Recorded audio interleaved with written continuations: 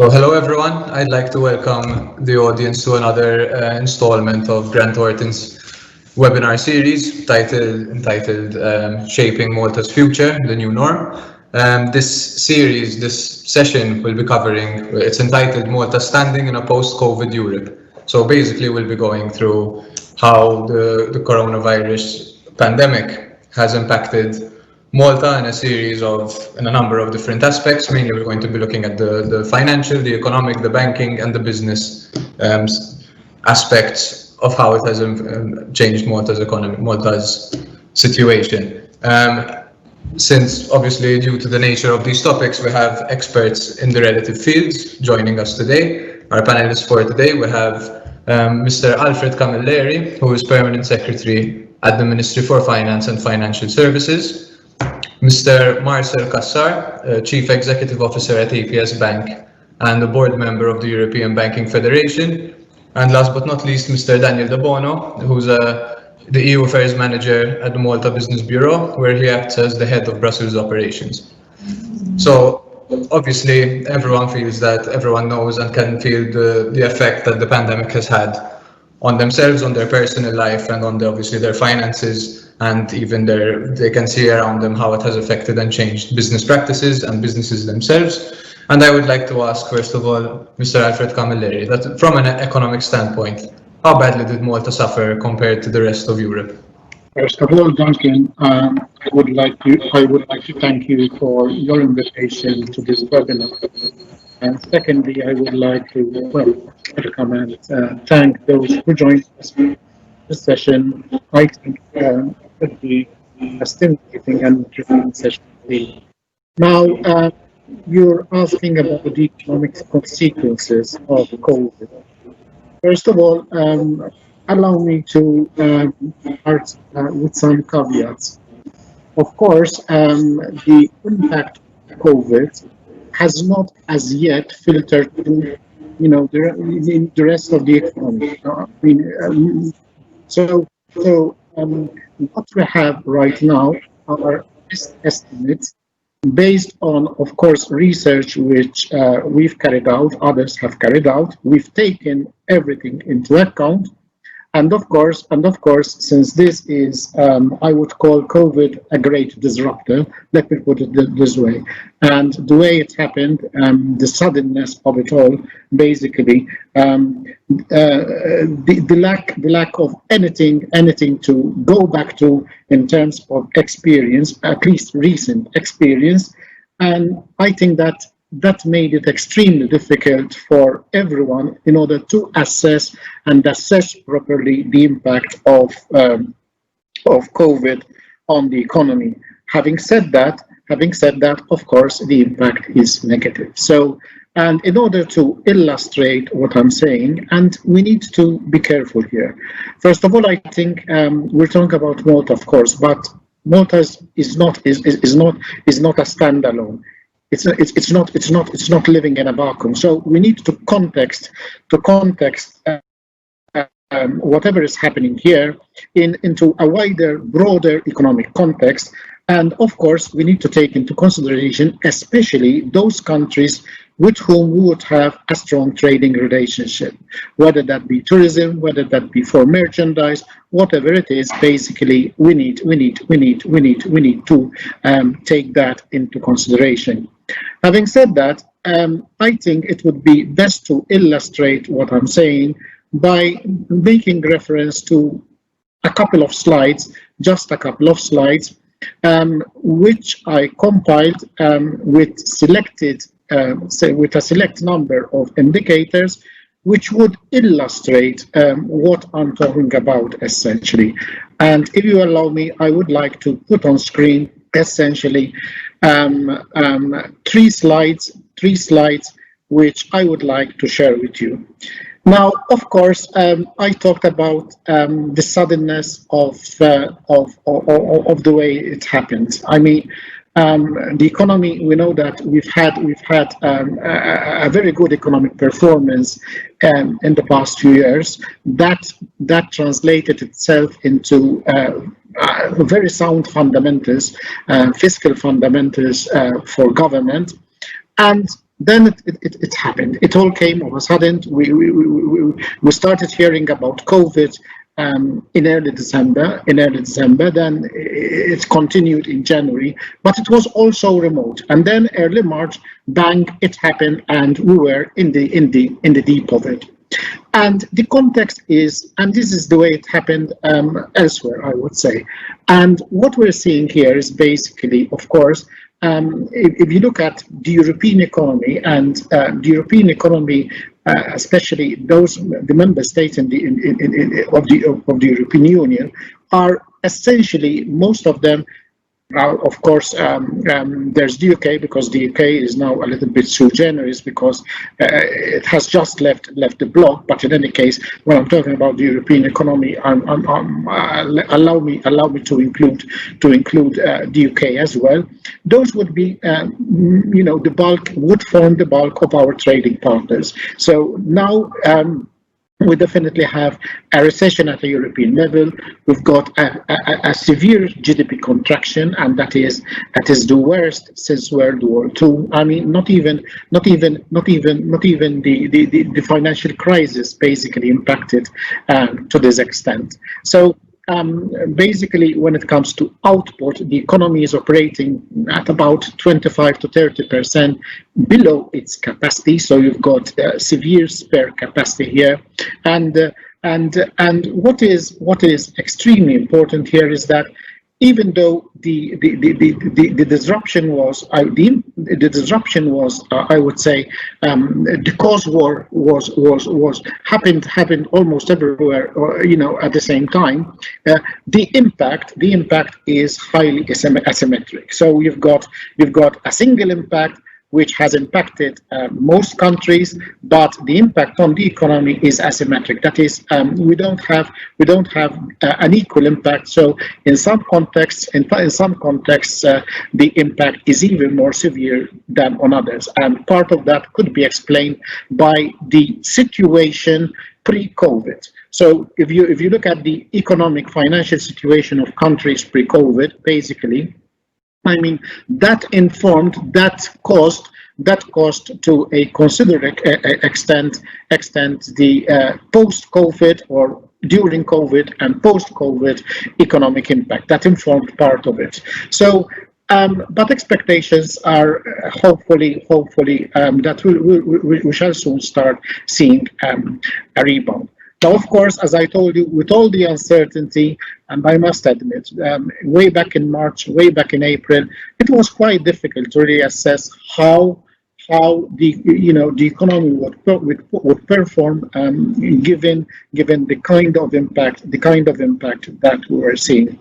So. A contraction of GDP is to be expected this year, and we've said that early on, and that is being confirmed by all the economic studies, all the economic reports which are coming our way independently of their source, and that is happening because. First of all, we've had, and to a certain extent, we still have the shutdown of various sectors, including tourism, and these are really extremely visible. I mean, the impact of that is extremely visible. So you've got these disruptions to the international supply chains.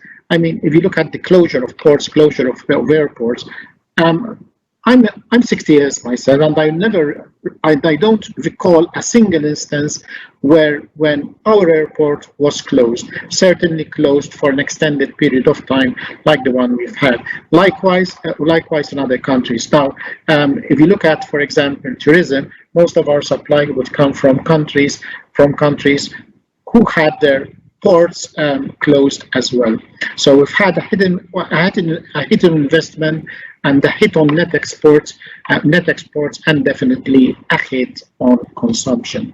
So now let's look at some of the estimates. So in 2000, if you look at GDP, basically, 2008, 7.3%, Malta, 4.7% in 2009.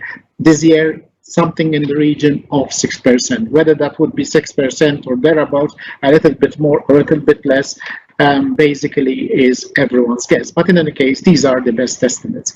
And then hopefully we're expecting a rebound in 2021. And I would say a rather significant, a rather strong rebound. And that is coming because of the strong fundamentals in our pre-COVID periods.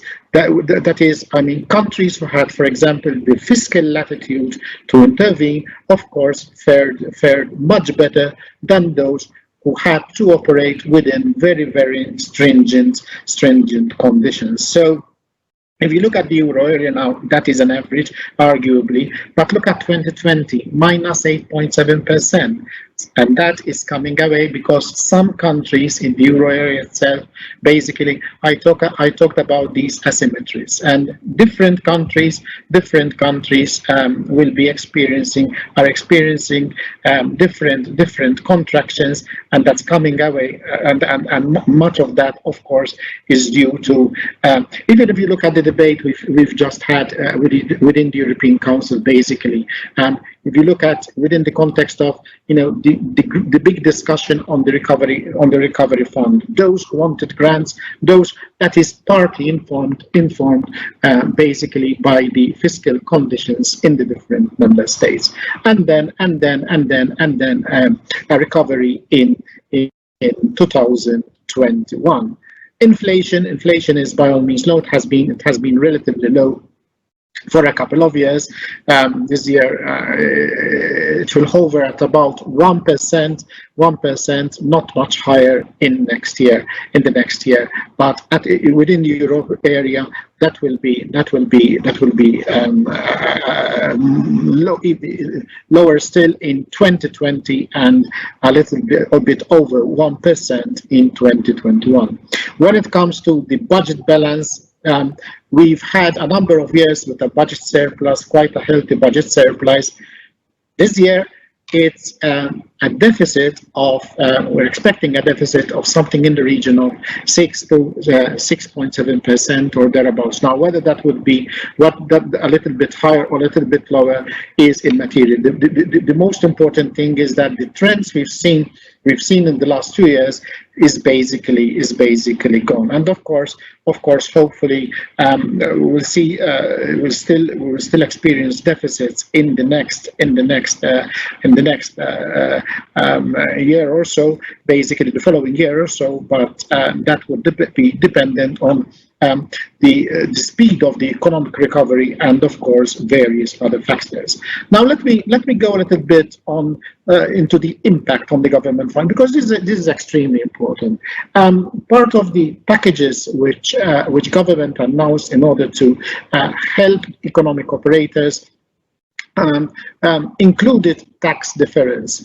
And of course, the mix of closures and tax deferrals had this impact on government revenue. So what you're seeing here, basically, if you look at total revenue in the first 5 months, and that is not exactly the first 5 months, because it's the biggest impact started being felt as from March, when of course the big disruption started to happen. So a loss of over 200 million.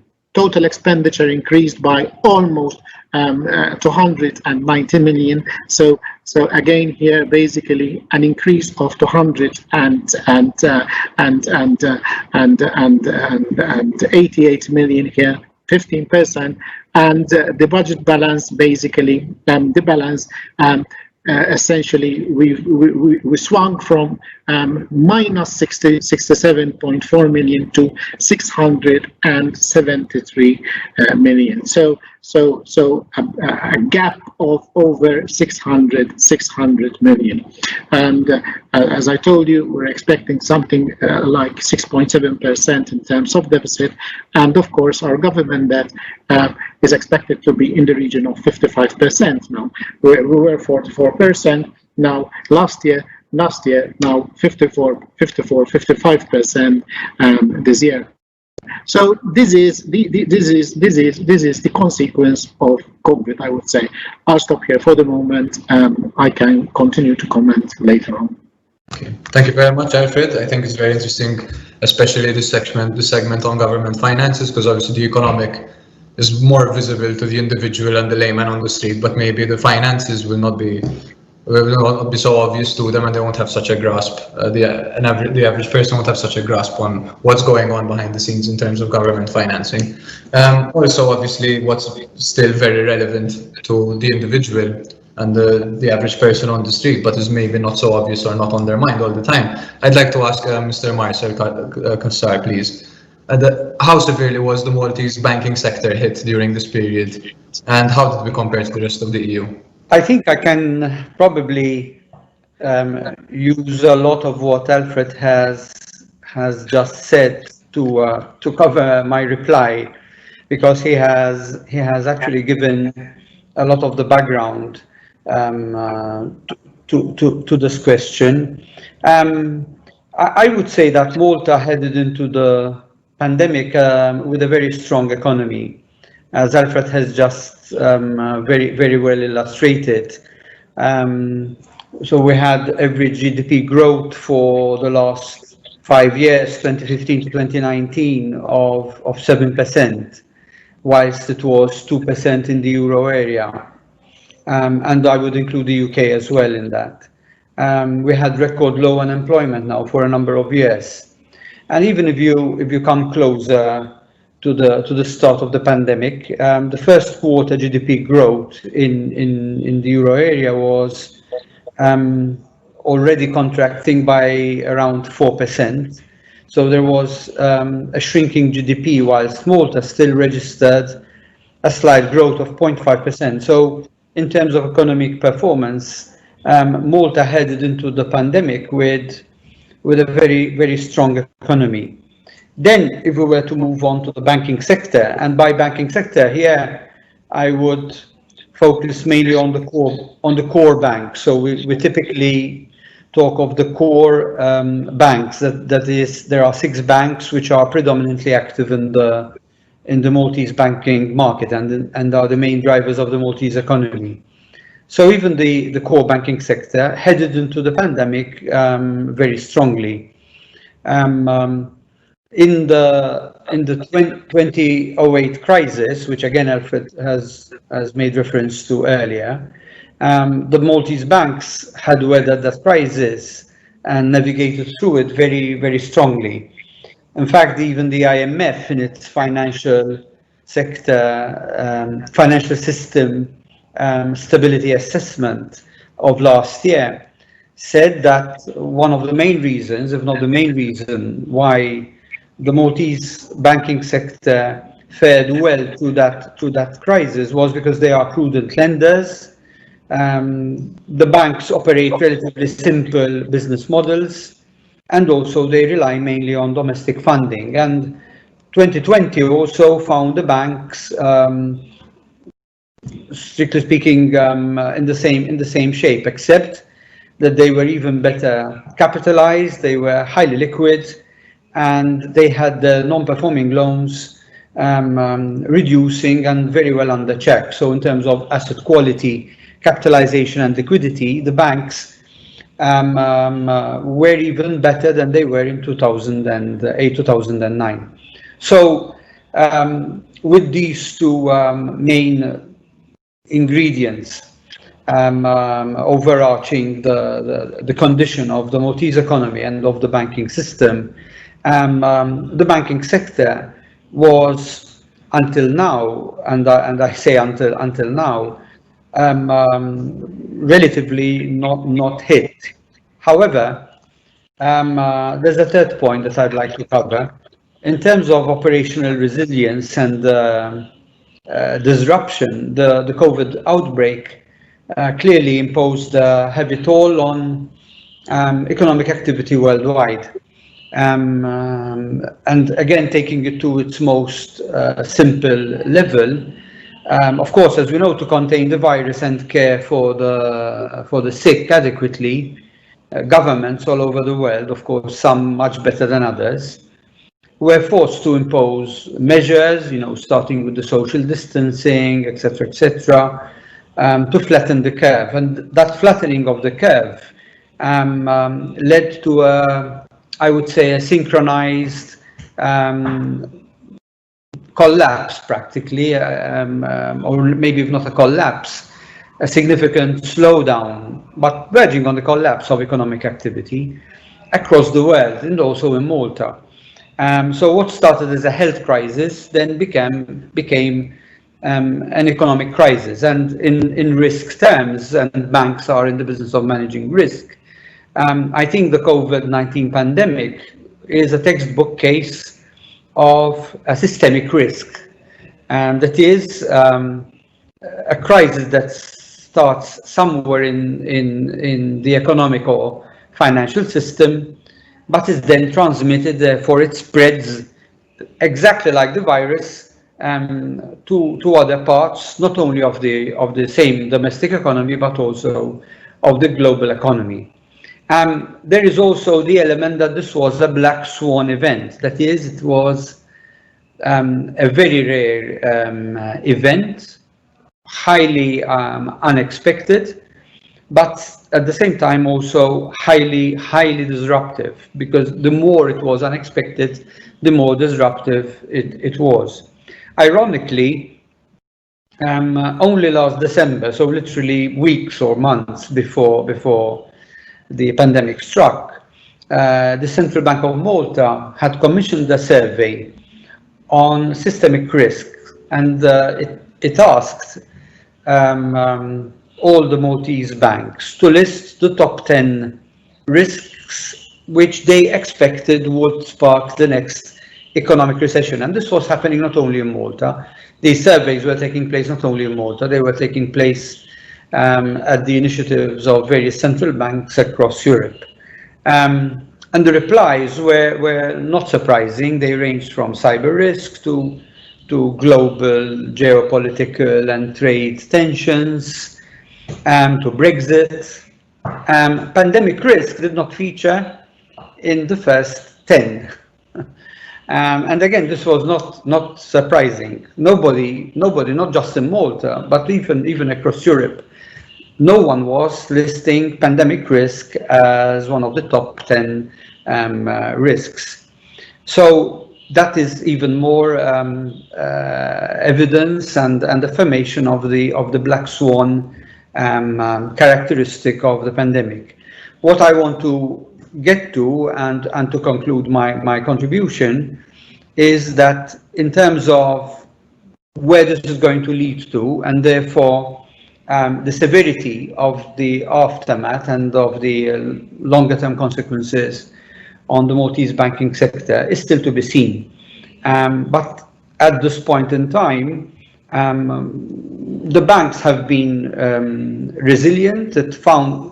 They were found to be prepared also in terms of their contingency planning, the way they manage the operation, in terms of providing business continuity, bringing the digital offerings to the fore. Let's keep in mind that banking was listed and considered also by the authorities as a key essential service. So we've managed the situation well, at least for the time being, but it perhaps is still a bit early to estimate where the snowball is going to land and the extent and scale of the economic disruption. But overall, we've so far managed the situation well. I would say not as well as Europe, but even better than most other EU countries. Thank you, Marcel. It's very reassuring for us to hear that basically our banking system is still robust and it's not facing any imminent risk. But I'd like to ask a further question. Was there a notable increase in businesses defaulting on their loan payments to banks during the last months? Obviously, a lot of businesses had liquidity issues in the last few months. What was the approach of the banks to deal with this scenario? Yes, the answer is no. And again, mainly it was because of the timely response by the banks to support their customers And of course, I'm referring to both personal customers, that is, individuals, households, retail, and business customers, from large corporates to SMEs. And that response was further buttressed and solidified by the relief measures that were announced by government. We can go through them now. I think they're well known to everybody. So there were economic support measures by way of the wage supplement, the quarantine leave, the teleworking support, reduced tax on property transactions. Then there were the liquidity measures, the tax deferrals, and then the introduction of the MDB scheme, of course, the moratoria, which the banks introduced, supported also by regulation from the central bank, the interest rate subsidy, the social measures, both in terms of unemployment, parental benefits, and the overall adequate support, which I think was significant and substantial. In terms of the strength of these measures, they were sort of aligned with those implemented by other European countries. I mean, not identical, but they were all in the same direction. And also in terms of percentage of the GDP, they represented a significant response. Additionally, there were measures taken by the supervisory authorities in terms of regulatory and accounting requirements. So some of these were suspended or relieved in terms of how facilities, how loans, or when loans are to be considered as forborne. I relate the situation to when you have a patient who undergoes a major trauma and receives treatment and surgery or hospitalization, and then the patient is put in either sedated or put in an induced coma before being allowed to start getting back to normality, but not knowing with certainty what the degree of long-term difficulties or even damage will be. So my answer again is no, there isn't at this point any increase in businesses and individuals defaulting, because the measures of relief and support by the banks and supported by the government and by the authorities have been substantial and significant enough to tide them through the coming months. But the coming months are going to be challenging, especially for certain economic segments and sectors more than others. Probably we'll come back to that later. Thank you, Marcel. So obviously, Marcel, I'd like to ask Daniel. Marcel has already alluded to the fact that businesses haven't been defaulting on their loans, obviously, due to the assistance that was provided to them by the EU. But have you noticed as the Business Bureau that there was an uptick in business, maybe not necessarily business failure, but businesses that were on the brink of failure or fearing that if the situation carries on, they weren't going to make it through the end of the month or the next couple of months, for example, and if the situation is prolonged for a while longer? Are you expecting a number of businesses, particularly SMEs, to default? Thank you, Duncan. Of course, at this point in time, we don't have, let's say, extensive data on number of businesses which are defaulting or going bankrupt, mainly because of the situation and the long list of public support initiatives that have just been outlined by Mr. Kassar. So I think we're living in a, let's say, transition period whereby businesses are keeping afloat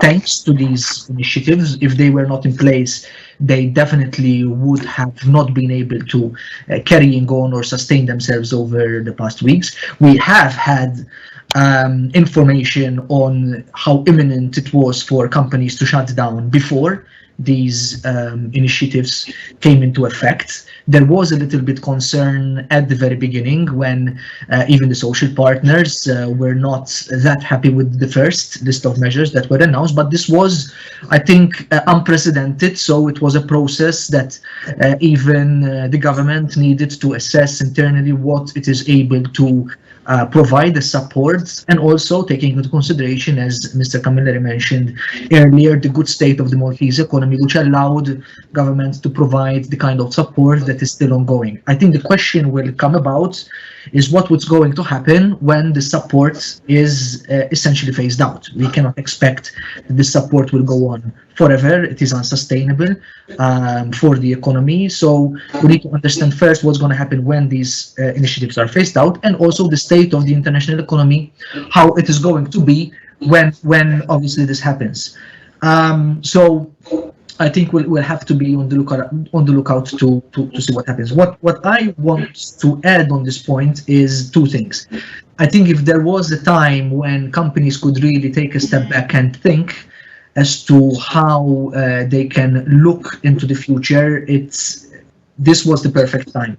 And one thing which we have been strongly suggesting also through our parent organization, the Malta Chamber of Commerce, is that the businesses, at least those that can, should use this time to see how they can regenerate their businesses, how they can transit or transform themselves into new business models. And in fact, just a few days or weeks ago, this suggestion has been taken up. There's a Malta Enterprise Scheme, which will provide a small cash amount to companies who seek mentoring or coaching for advisory services to be able to regenerate their business models. So I think that's the first thing that we are strongly advocating to businesses. The economy will not be the same as we left it pre-COVID, so we need to really prepare ourselves as to how the new economic reality is going to be after that. That's the first point. The second point I would like to make is that we should also be looking at opportunities that are at EU level that we should be tapping into. And very specifically to a question regarding insolvency, there is this solvency support instrument by the European Investment Bank. It is essentially a pot of money that's been made available by the European Commission to the European Investment Bank in order to use it as guarantees for financial intermediaries to leverage money into the real economy. It is expected that it will leverage up to around 300 billion euros. So what we require is our national development, our commercial banks to look into these opportunities on how to use these guarantees to be able to leverage more funds for those companies which were financially healthy up until before the crisis, which could be viable even after the crisis, but for some reason could not source financing during this period. So I think we definitely need to keep a lookout on these opportunities and make the best of them. Thank you. And I agree, as most of you have alluded to, it seems the Maltese government was very quick to respond to the situation, to provide businesses with the adequate liquidity and assistance they needed to weather the storm. But from an EU perspective, I know you've just alluded to these funds that were made available, but do you think that the EU provided sufficient assistance to Malta and Maltese businesses during the pandemic when it was in the peak of the crisis? And in hindsight, maybe what could have been done differently in terms of assistance and coordination to lessen the damage? Well, I think this question comes at a very opportune day when just this morning the European Union has agreed on a new multi-annual financial framework budget, which is, I think, a record in its size after a marathon of 4 days of negotiations. But perhaps looking a bit back towards the beginning of the crisis, certainly there was a bit of uncertainty as to whether the EU is doing enough to support businesses in general, but we're looking at it from a Maltese perspective, whether sufficient support was forthcoming from the European Union. And I think we need to look at it at different levels, in the sense that first of all, the European Union support comes in different means, not just financial, but also in terms of policies. So when you look, for example, that there was the general escape clause of the Growth and Stability Pact that was invoked, which allowed national governments to spend more freely without being concerned about the impact it's going to have on their fiscal deficits. That's one thing. And the second is the temporary state aid framework, which once again allowed governments to invest in those companies, strategic companies within national economies that perhaps would not have made it through the crisis. That's from a policy perspective. Then you had other instruments such as the European Central Bank with its asset purchase program. You had the what's known in short as the SURE program by the EU, is raising funds on the international markets to give preferential loans to those countries that require funding to have short working schemes to save jobs. So I think in the bigger picture, the EU did what it could in the circumstances. I think one thing which was unfortunate also is that this was the last year of the current 7-year European budget cycle, and therefore most of the funds have already been committed. There was not much pot left for the EU to be able to invest in this moment in time. Let's not forget that the EU budget is primarily made of funds contributed by the member states themselves. And so at this moment, the member states require those funds to invest into their own economies rather than sending it to Brussels to be redistributed back to the member states. I think in this unprecedented situation, the EU did what it could with what it had. You asked me what could have been done better. I think specifically on certain programs, in our opinion, could have been designed in a better way, such as, for example, the Corona Response Instruments, whereby the Commission gave direction to the member states to spend the money that had not yet been spent with respect to structural funds. In other situations, that money would have been returned to Brussels. In this case, the Commission said you can spend that to address the COVID situation. Now, what happened was with the way that this was designed is that those countries that were efficient and that implemented and invested those funds throughout this period were left with little money to spend in the times of the crisis, whilst others who had not spent that money efficiently and would have returned that money back to Brussels now found itself with a good pot of money to be able to spend. So in hindsight, perhaps that money should have gone back to Brussels and redistributed according to the original criteria, or reinvested in terms of grants to address specific parts of the crisis in the health sector or in safeguarding jobs, etc. But I think from a more holistic approach, I think there will be definitely lessons learned from this crisis, and we need to prepare ourselves better for the future to be able to take decisions in a much faster way than they have been taken in this instance. Now decisions have been taken. So on some very politically sensitive issues, such as the mutualization of debt, such as the Commission raising funds on the international market, which is guaranteed by the member states. This has always been politically sensitive, but there was ultimately an agreement on this issue given the circumstances. So perhaps moving forward, there could be principles laid out already, so that if we are in that situation in the future, we could use those principles or precedents to be able to reach much quicker agreements to inject the funds required into the economies in a much faster manner. Okay. Thank you, Daniel. And now I'd like to pass it over to Alfred in terms of, do you think that Malta stood out at the EU level as a safe zone during the pandemic? And if so, will this benefit us in the future, and how, in what aspects will it be of benefit to us? Well, stood out in terms, let me put it this way, there are two perspectives essentially. There is certainly the health perspective, and I think that aspect was extremely well managed by our health professionals essentially, and they deserve all the credit for that. And of course, they had to be supported, and we did have to spend a considerable amount of money in order to prepare ourselves for this calamity. Let me put it that way. So that is one aspect, but another aspect is that given the robust background from which we started addressing the pandemic, I think that gave us the kind of latitude which, when compared to others, which others did not have, and that gave us an edge on others, perhaps in trying to address issues. If you look at the way we try to address it, essentially, the kind of support that was provided, of course, it is having, as I said earlier, it is having a telling effect on government finances.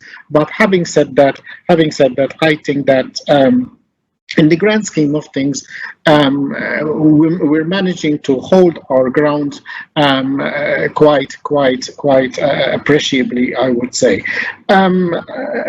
It's not that, and I would like to basically take a hint from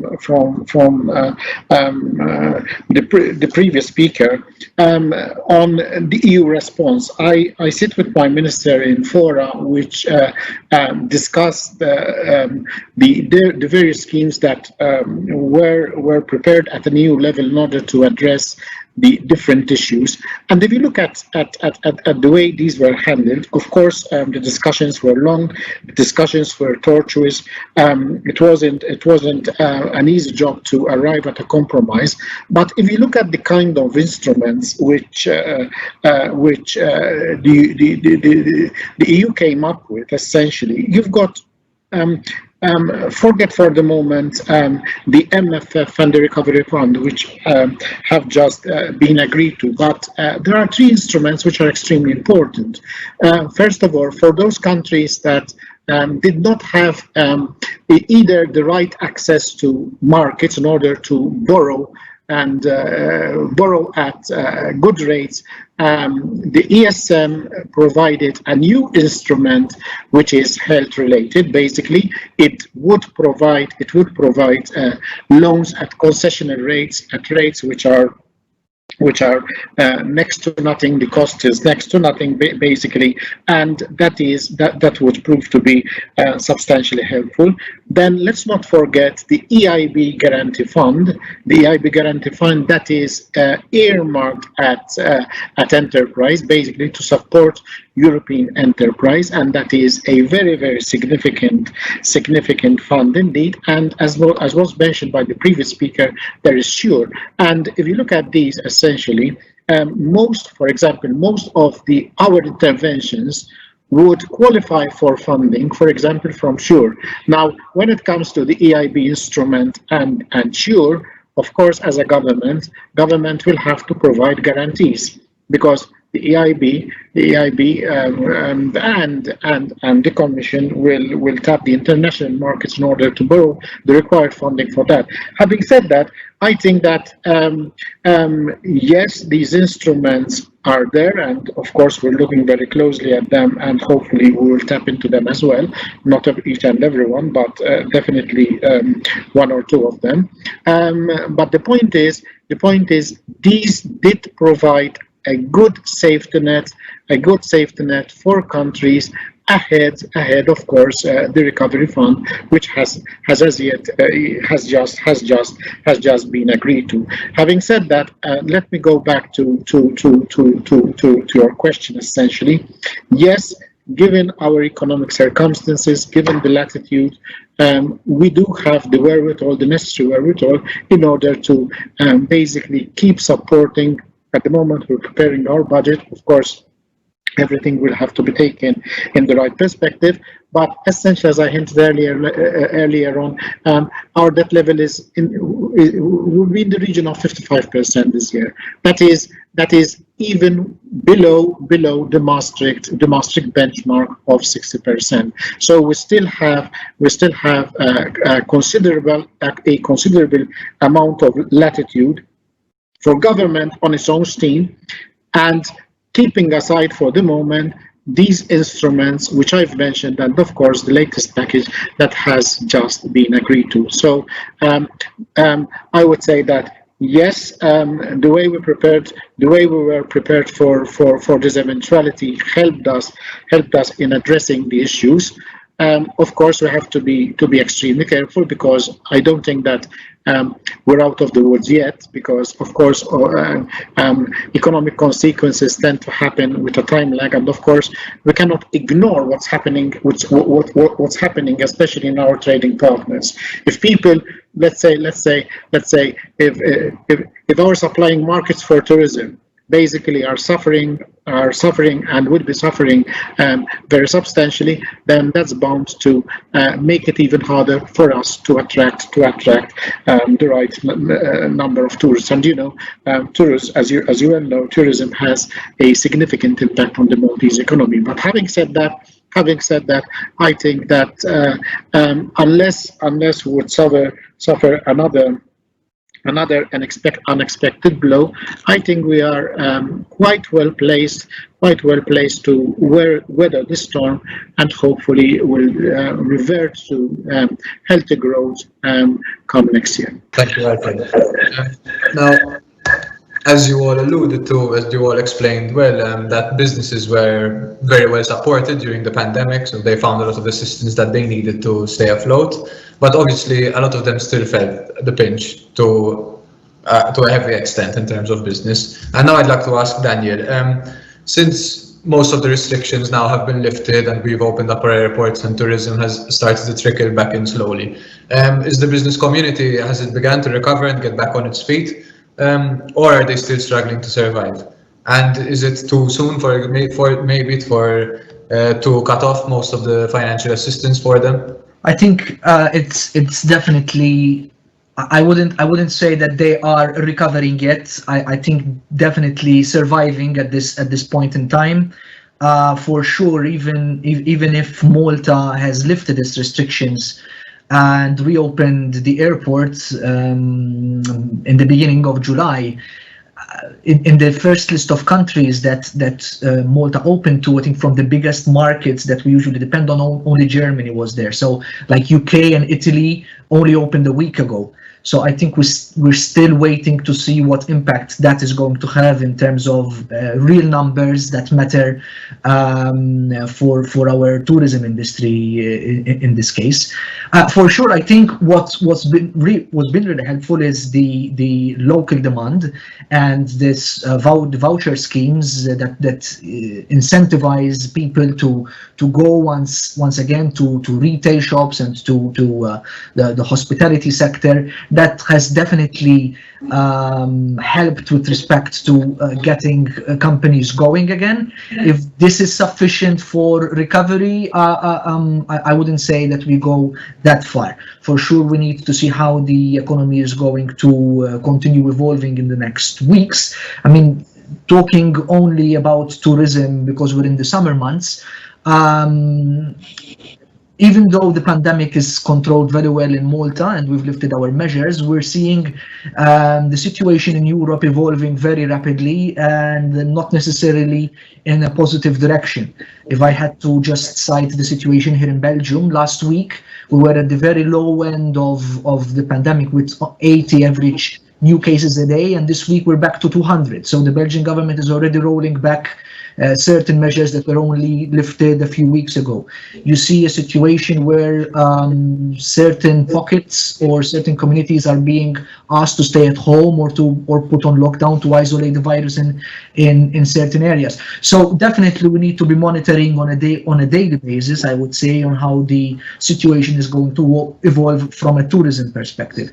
When it comes to other sectors such as manufacturing, obviously, as Mr. Camilleri mentioned earlier, it also depends on what our trading partners, what their situation is going to be as the economy continues navigating through this crisis. So if international demand slows down, our manufacturers that depend from exports are going to be affected in the medium term at least.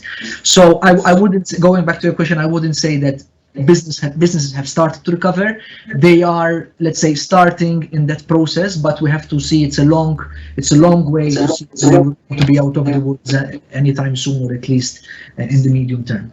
And further, basically, you've already touched on the EU and how the changes that they're making in order to support businesses and to obviously to help to lift EU countries out of the out of the recession basically that was inflicted on us due to the pandemic. How did the crisis change the EU's strategic objectives, be it short-term, medium-term, or long-term? How did they pivot from whatever was on track before the crisis came around, and how is it now going forward? What has it changed them completely? Has it slightly pivoted? Has the priority shifted in its entirety? Well, this was a very hot topic at a European level, in the sense that at first everybody thought that because of the crisis, what was on the EU agenda is now going to be shelved.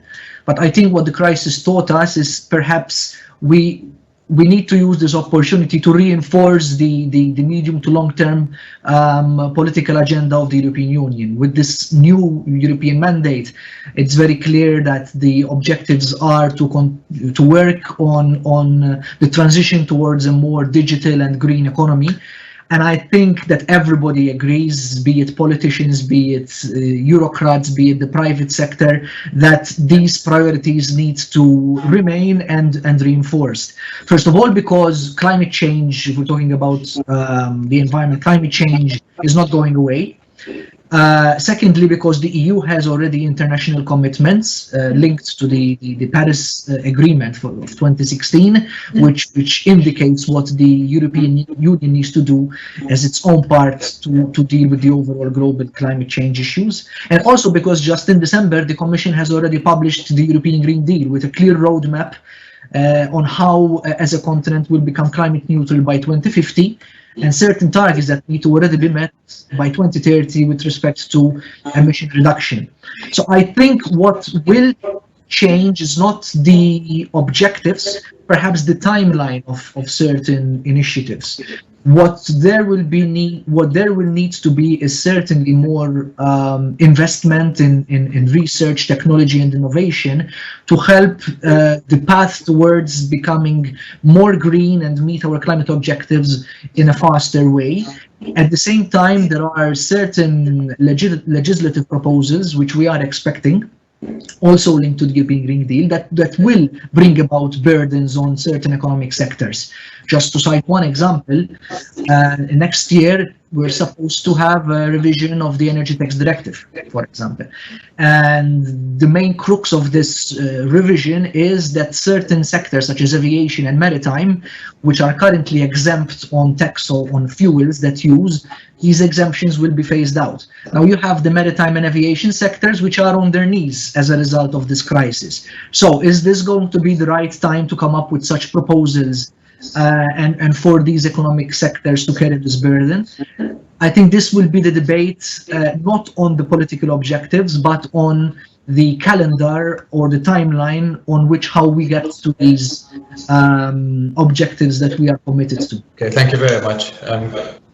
So, Marcel, I'd like to ask, so you've already touched on how the Maltese banking system was very robust during the pandemic and we had the right fundamentals to see us through. But at the international level, we know that during the 2008 banking crisis, obviously the banking system, the international, due to its interconnectivity, was already put under some strain, which many banks are still, like Deutsche Bank has always been suffering a lot of liquidity issues and having a lot of exposure to a lot of banks.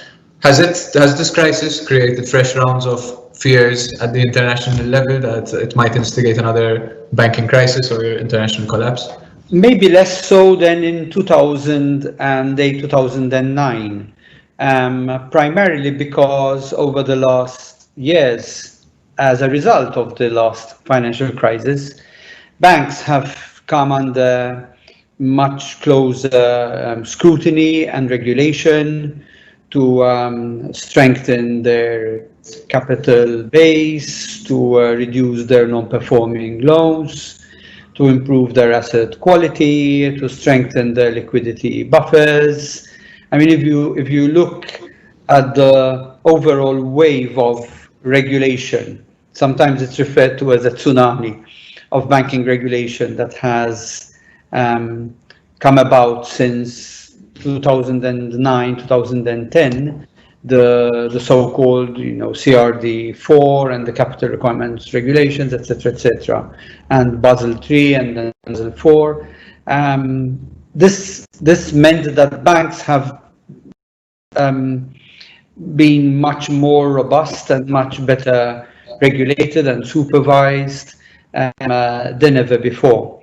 Still, there are from time to time, issues and problems. Some of them may actually have more to do with probity, with money laundering, enforcement, for example, etc. But even the onset of the SSM, the single supervisory mechanism under the aegis of the European Central Bank, meant that systemically important banks and institutions in Europe, which means that this has also touched on most of the banks, most of the world's global banks, are now much better regulated and much better supervised than ever. So, in a nutshell, I would say that there is less fear of another crisis that should be instigated by the aftermath of the COVID-19 outbreak. Also because the economic crisis, unlike the one of 2008, 2009, was this time not created by the banks themselves. So the banks have, in contrast with the last financial crisis, the banks were now, how should I say, perhaps the saviors, the main supporters, the key anchors of the economic recovery. And perhaps bringing this now closer to Malta, one can say the same thing. I think, however, that the risk of another banking crisis will always depend on what we've been discussing now for the past hour or so. So, taking Malta as an example, the strengths of the Maltese economy are the best guarantee, the best buttress to how well we can withstand the risk of a crisis. So we've already touched on the very strength, that is the fiscal cushion, the strength of the health system, because that's where it has to start from, the strength also of the labour market, and also household resilience, so the propensity of the Maltese family and of the Maltese household to save. If I were to go by some data and by some anecdotal, but also I can support it with data that I can confirm, at least from my bank.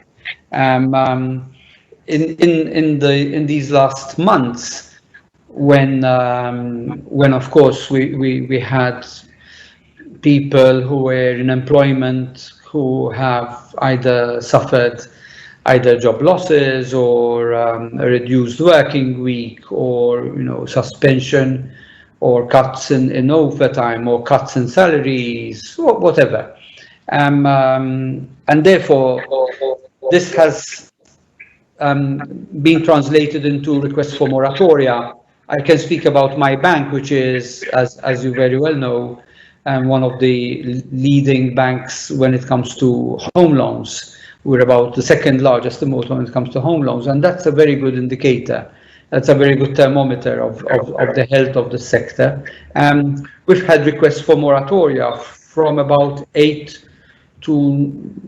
8 to 9% of our home loan clients, and we have around between 10 and 11,000 home loan clients. What we've been seeing is that as soon as these applicants for moratoria, they start to come back on their feet, so they go back to a full working week, or they start again, depending on their economic activity, of course, they start to come back to a more stable level of income. They come back and ask to either cancel the moratoria or even make sometimes accelerated repayment. So this propensity, this characteristic of the Maltese household, of the Maltese, I would say our fabric, to do what's needed to not renege on our obligations. So those are the strengths. There are, of course, weaknesses. which need to be addressed. However, going forward as well, there is attention to be given on those sectors that are most exposed to a prolongment of the effects of the pandemic, the risk of a second wave, of course. So, for example, if you take the closure of the airport and the imposition of the semi-lockdown on Maltese residents and on Maltese businesses, clearly there were sectors that were immediately affected, and some more than others. There are the so-called, they call the beach sectors, beach meaning the bookings, the entertainment, the airlines, the cruises and the hotels, and therefore, of course, also the catering and retail distribution. Those have been more affected than others. Some are still very severely affected because the reopening of the airport has not translated into the required level of traffic and activity to sustain them. There's also another interesting statistic which has come to be very relevant in these times.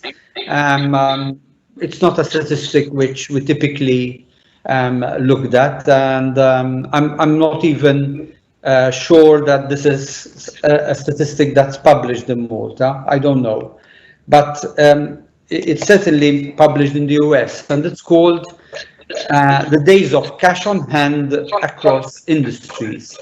Days of cash on hand means how much particular economic sectors, particular industries can survive with the cash that they have on hand if all the revenue dries up. And statistically, and there is empirical evidence about this, that some sectors, of course, they can only survive that much if the revenue dries up. And the ones that are most affected are restaurants and catering establishments. Statistically, in the US, for example, it is shown that over about a 15-year period, they can survive unless they are assisted, of course, everything else being equal. So unless they are supported, they can barely survive a month. Hotels, for example, they can survive between 2 and 3 months. And of course, there is other data for other industries.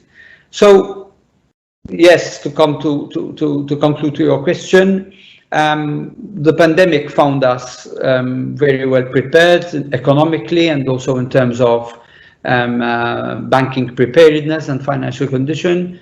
But if either there is a second wave or the expected rebound of the economy takes much longer to materialize, I wouldn't say there will be another banking crisis, but of course there's a limit as to how much governments can continue to support the various industries, particularly if there is a second wave. And perhaps it's early to speak about second waves in Europe, which is our main trading partner, but there are, of course, signs of resurgence, of clusters, of different types of lockdowns taking place in different European jurisdictions. So thank you very much. Thanks. So I'd like to thank the three of you for your insights to the different ways that the pandemic has affected Malta. That basically concludes my questions as a moderator. We do have one question from our audience. Coincidentally, I think Marcel just touched upon. Yes. In fact, I was looking at that question, and which is, can the economy and the financial system sustain another wave of COVID-19? Exactly. So in a way, I tried to cover it a bit as well in my reply. Exactly. I think it ties in perfectly with that. I don't know if any of the other panelists have anything to add in that regard. If you do, feel free to speak now. If not, we can conclude the session. Okay, so that seems to have done it. Thank you very much for joining us. I certainly found this discussion interesting, and I'm sure the audience did as well. And I look forward to, if we ever have to do something again, I hope you'd be willing to join. So thank you very much.